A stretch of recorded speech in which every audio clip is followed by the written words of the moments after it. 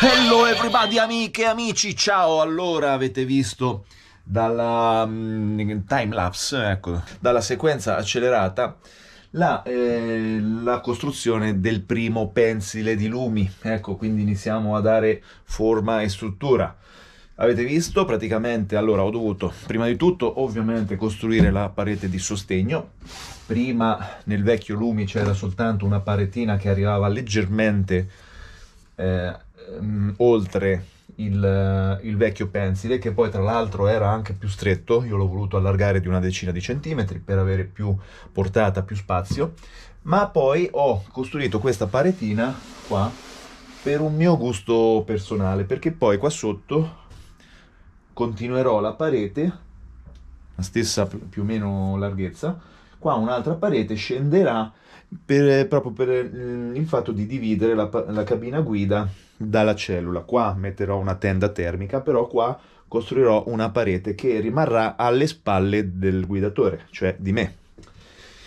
Allora, qui come ho proceduto? Una volta fatta la parete, come avete visto, ho installato il primo listello. Questi sono tutti listelli grezzi di abete, quindi molto facilmente lavorabili, ma resistenti e leggeri, leggerissimi.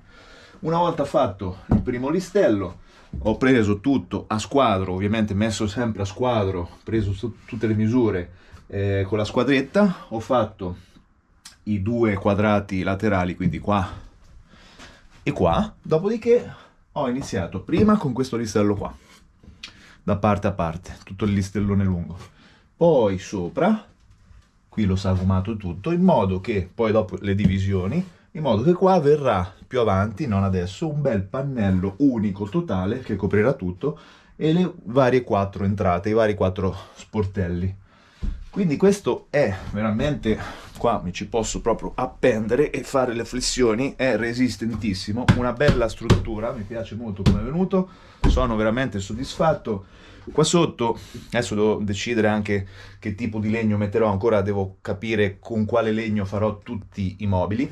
Qua sotto ci sarà un bel pannellone di legno leggero, cercherò un legno leggero, e poi qua credo che metterò due faretti sopra il tavolino, una striscia LED, insomma qua dopo l'impianto elettrico più o meno ce l'ho in mente.